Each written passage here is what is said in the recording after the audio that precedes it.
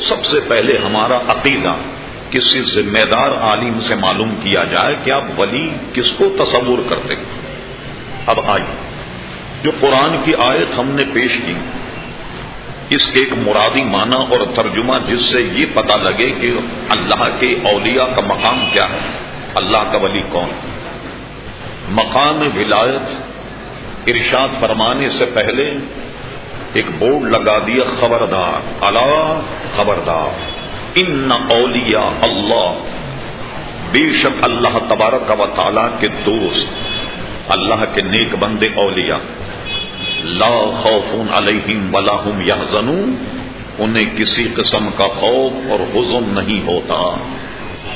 یہ تو ان کی فضیلت بیان۔ یہ کون لوگ ہوتے ہیں؟ قرآن کی زبان ہی میں سمجھ لی۔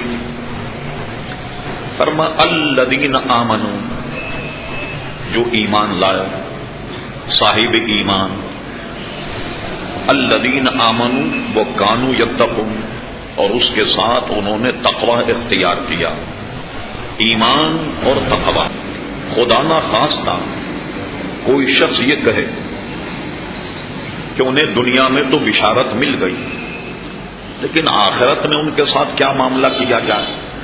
چونکہ متن قرآن ہے کہ لہم البشریٰ فی الحیات الدنیا و فی الآخرہ، لیکن پتہ نہیں آخرت میں ان کے ساتھ کیا کام کیا جائے، کیا معاملہ ہوگا۔ تو دیکھیے ایک جگہ فرمایا لا تبدیل لکلمات اللہ، اللہ کی باتیں بدلی نہیں جاتی۔ اگر اللہ تعالیٰ نے انہیں جنت کی بشارت دنیا میں دے دی اور آخرت میں دے دی تو اللہ کی باتیں بدلی نہیں جاتی۔